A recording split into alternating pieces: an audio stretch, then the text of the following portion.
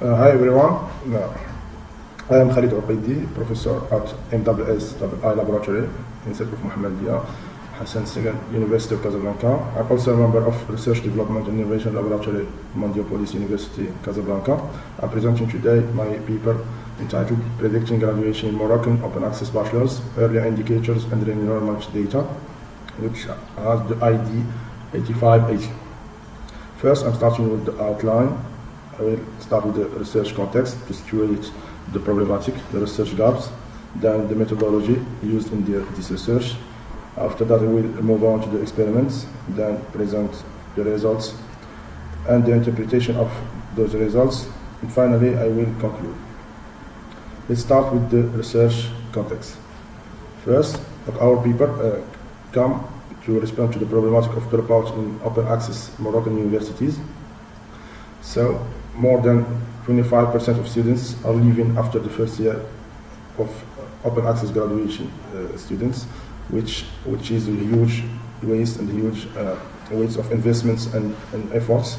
So we noticed that an early prediction may help in making intervention upon students to avoid these loss. We noticed in the literature that there is no study that concerns third world countries or countries in developing countries like Morocco. So all the studies focus on developed countries. So there is no serious studies that track this problematic, and especially that try to make an early prediction in open access university.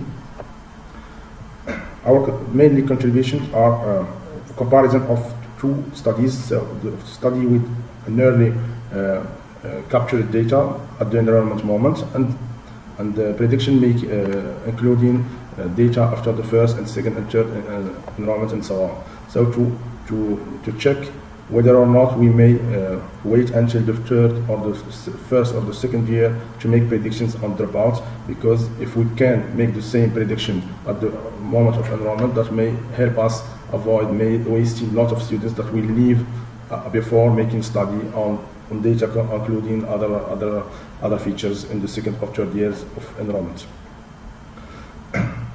Let's move on to our methodology. First, we work on 3 data sets from University Hassan II of Casablanca. There are 3 data sets. First data set is about students. Second one is about results of students in the programs. And the third one is about the enrollment. Let's detail the first data set. We have the data set is composed of features like the country or nationality, disability of students, date of birth, gender, city of birth, address or province of birth, year of enrollment, baccalaureate or high school diploma code, or type, where the students took the high school diploma, and so on. We have also social demographic data like students scholarship or mothers or fathers job, etc.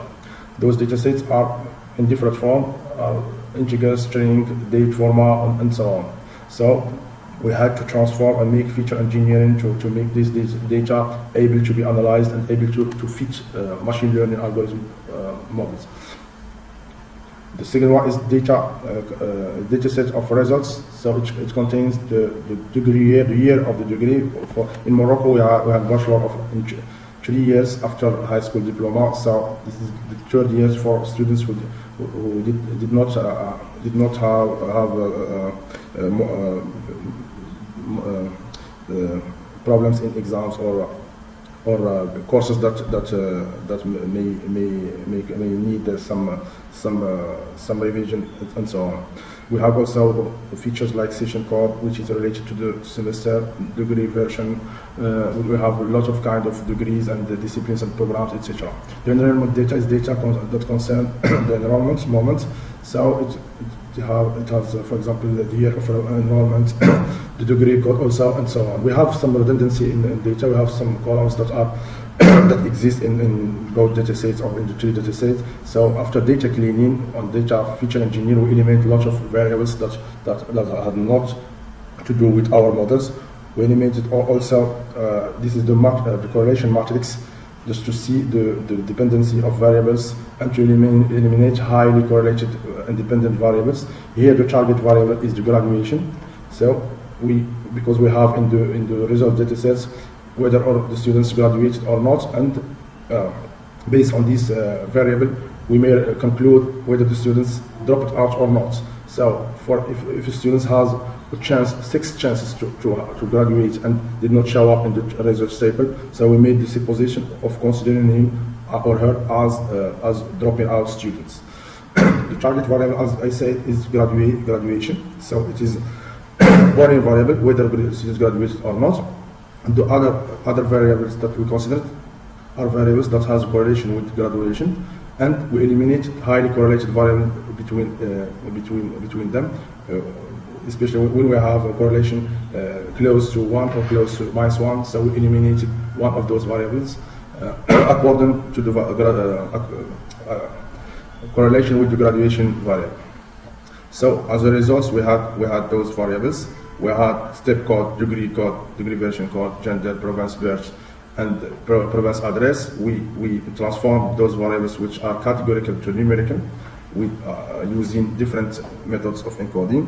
We have baccalaureate province, baccalaureate honors, which represents the level of the students after high school or at the high school degree exam, the baccalaureate year. And we have 3 variables which represents the variables at the re-enrollment. For example, the students of 2013, we have the information whether or not they made their enrollment in the next year or the after next year, etc. Those variables are eliminated when we want to make the experiments on early enrollment data.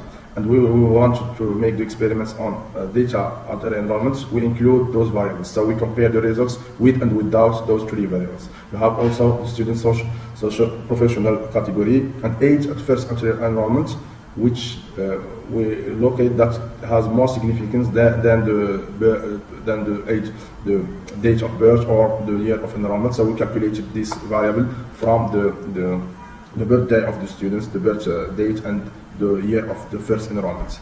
And then the graduation, which is the target variable that we want to predict. The first data set is composed of 10 cohorts or 11 cohorts. The students enrolled from 2012 to 2022 in the Faculty of Science in Hassan II University. So the first data set composed from more than 45,000 students.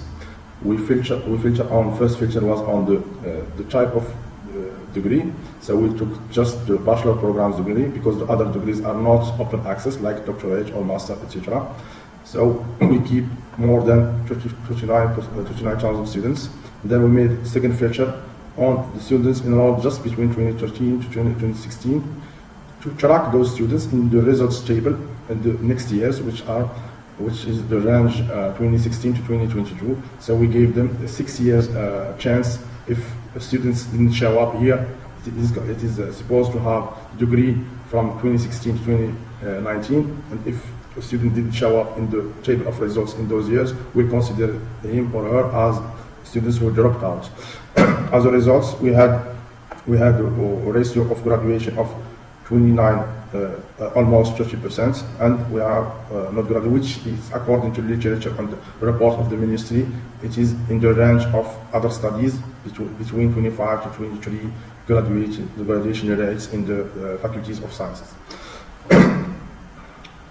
We compared the experiment based on some evaluation metrics. We considered accuracy, precision, record, and F1 score. Here are the equation to calculate those evaluation metrics. Those evaluation metrics are based on the true positive. So we will predict students will graduate and in reality graduates, and true negative when we predict students will not graduate, but and the prediction is true. So he or she had not graduated, and the errors, which are false positives and false negatives.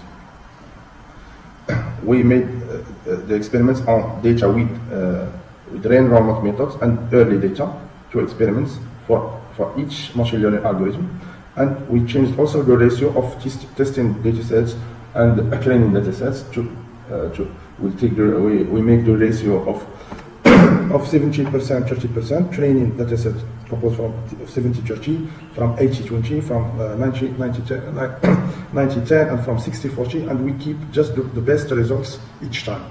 And for each machine learning algorithm, for example, here we have logistic regression, decision tree, random forest, nearest neighbors, and support vector machine. For each one, we test the algorithm on the whole data sets, which mean with data after the first year, after the first enrollment, so which is not early data of the enrollment, and without this data, and we test for each time on different ratio from training and test data sets, and we keep the best one, the one that has the best accuracy. So for logistic regression, for example, with early data set, we have these results. So we have all the evaluation metrics here, the true positive, true negative, false positive, false negative, precision, recall, accuracy, and recall. For decision tree, we compare both data sets for random forest, for KN, for SVM, and so on. Here the interpretation of the results, we found that the best F1 score on the recall were 0.85 and 0.85, so respectively, in the random forest algorithm, with and without the three additional features. So we saw here, as we can see, random forest and we has the best results. The best precision was 0.85 registered also in the random forest with additional features. So in the column that contain yes, so with information about whether students made the re-enrollment in the second year and third year and so on. The best value of false negative was 371. In those problems, we consider that one error is better than the other. We prefer that we predict students as dropping out, and in reality he did not drop out, more than the error when we predict students graduate, and in reality he will not graduate. So we prefer an error over another. The best value of false positive, the minimum, which is the minimum value because it is it's still an error, was 32 for the ratio 70% train and 30% test in a support vector machine. And also the best true negative, here the best is the maximum value because it is a true, it keeps the word true was more than 2,800 students with the ratio 70%, 30%. And the best true positive was 890 students in random forest with the same ratio, but with another ratio, which is 90%, 10%, and the number exact of students here predicted positive and the reality was positive was 265 students. Here is the interpretation of those results. We found that the highest performance was for random forest with the best F1 scores with the enrollment data and without enrollment data. But what is important here is that without enrollment, there's no difference with enrollment and without enrollment, which we consider as an important results for us because we can, with these results, we conclude that we can make prediction on the dropout phenomena and in the moment of enrollment without waiting one semester or two semesters. This is very important for the public stakeholders to make actions to avoid this problem.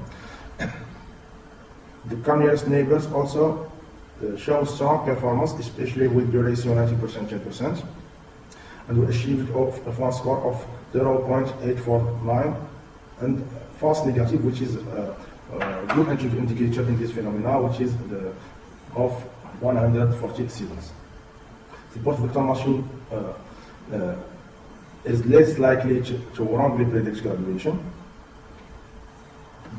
The accuracy of support vector machine helps minimize unnecessary interventions and better allocate resources.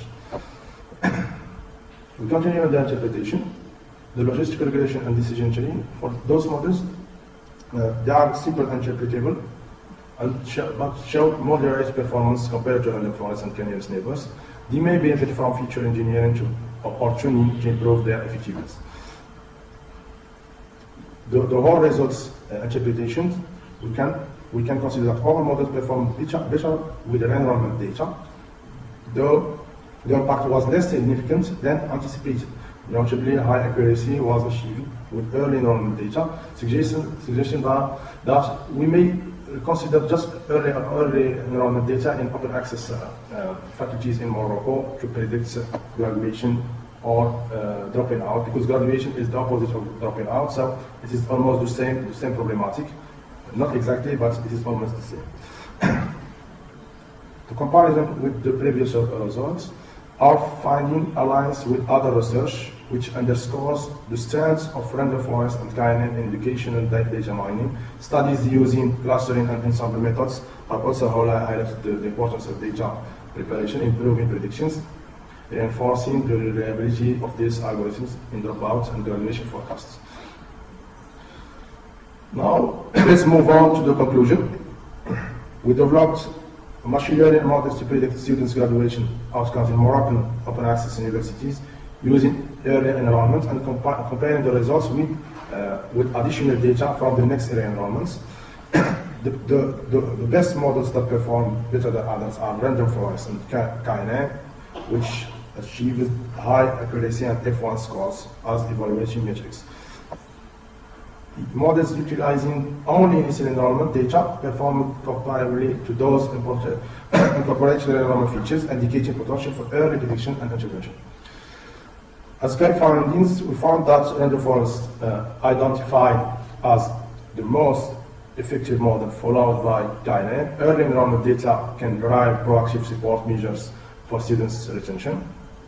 The limitations of our study are represented in two points.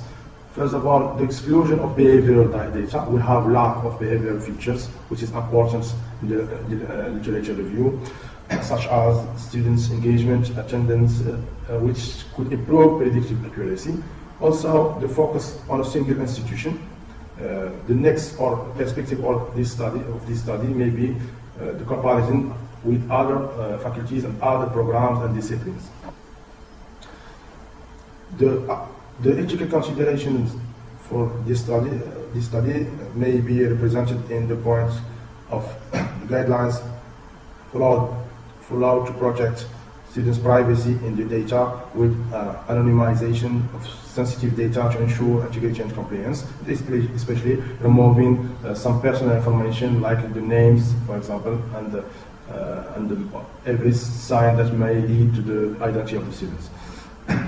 The main contributions of our study are support the use of machine learning for early identification of at-risk students, in the development of targeted strategies to enhance student success and reduce dropout rates.